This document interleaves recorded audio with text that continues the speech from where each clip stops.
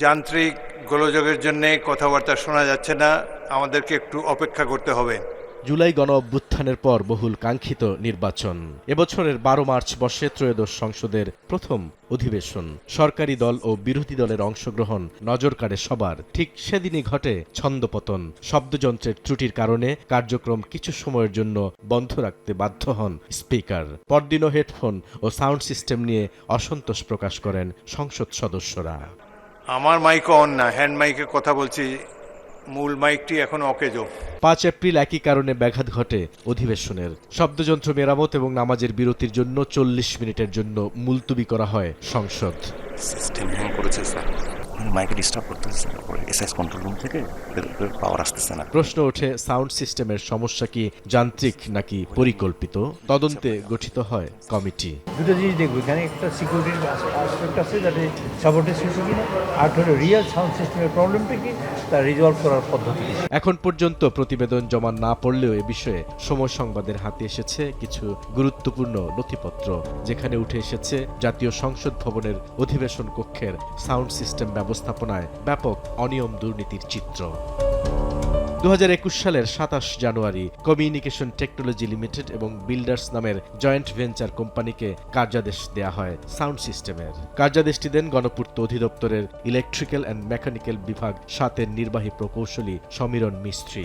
অনুমোদিত মূল্য ছিল প্রায় ১০ কোটি টাকা। সিটিএল বিল্ডার্স একাজে যুক্ত করে সুর নামে একটি প্রতিষ্ঠানকে। কার্যাদেশ দেওয়ার পরের মাসে ফেব্রুয়ারিতে সুর ব্র্যান্ড আনুষ্ঠানিকভাবে সাউন্ড সিস্টেমে ব্যবহৃত পণ্যটি আর ব্যবহারের উপযোগী নয় বলে আনুষ্ঠানিকভাবে ঘোষণা দেন। কিন্তু কমিউনিকেশন টেকনোলজি লিমিটেড সেই ব্যবহার অনুপযোগী পণ্য দিয়েই ২০২২ সালে কাজ শেষ করে। অথচ এই কাজের সঙ্গে সুর ব্র্যান্ডকে যুক্ত করার কোনো সার্টিফিকেট কিংবা টেন্ডার ডকুমেন্টও দেখাতে পারেনি সিটিএল।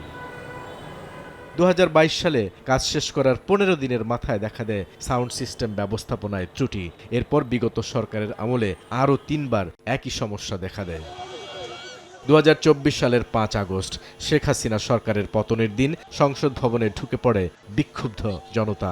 অন্তর্বর্তী সরকারের সময় ক্ষয়ক্ষতি নিরূপণে গঠন করা হয় কমিটি। ৪ মাসের তদন্ত শেষে পুরনো সাউন্ড সিস্টেম ফেলে দিয়ে নতুন করে প্রতিস্থাপন করার সুপারিশ করে তদন্ত কমিটি। এবারও দৃশ্যপটে হাজির সমীরণ মিস্ত্রি। সাউন্ড সিস্টেমের প্রাক্কলনটি নতুন করে প্রতিস্থাপন না করে মেরামত করার জন্য চিঠি দেন তিনি।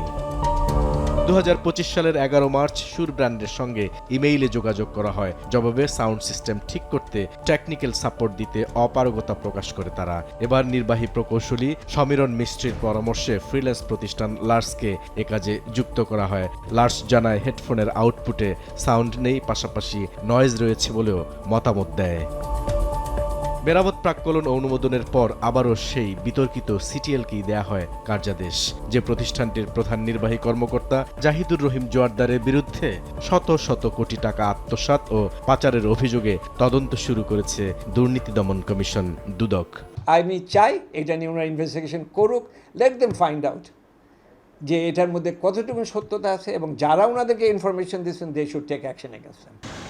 সংস্থাটি বলছে ২০২৪ সালের ৫ আগস্টের আগে গণপূর্ত অধিদপ্তরের কিছু প্রকৌশলী ও কর্মকর্তা সংসদের মাইক স্কেমের সঙ্গে সরাসরি জড়িত ছিলেন। তাদের মধ্যে অন্যতম গণপূর্তের সমীরণ মিস্ত্রি। ২০২৪ সালের ১ সেপ্টেম্বর তাকে বদলিও করা হয়। অভিযোগের বিষয়ে জানতে চাইলে ভিত্তিহীন বলে উড়িয়ে দেন তিনি।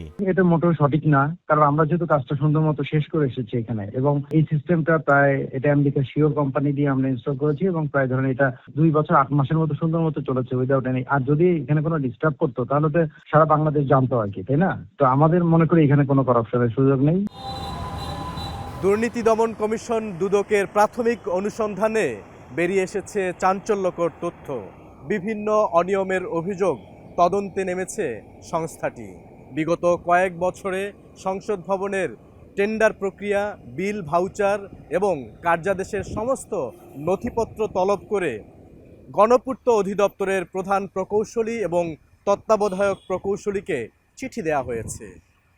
বুলবুল রেজা, সময় সংবাদ, ঢাকা।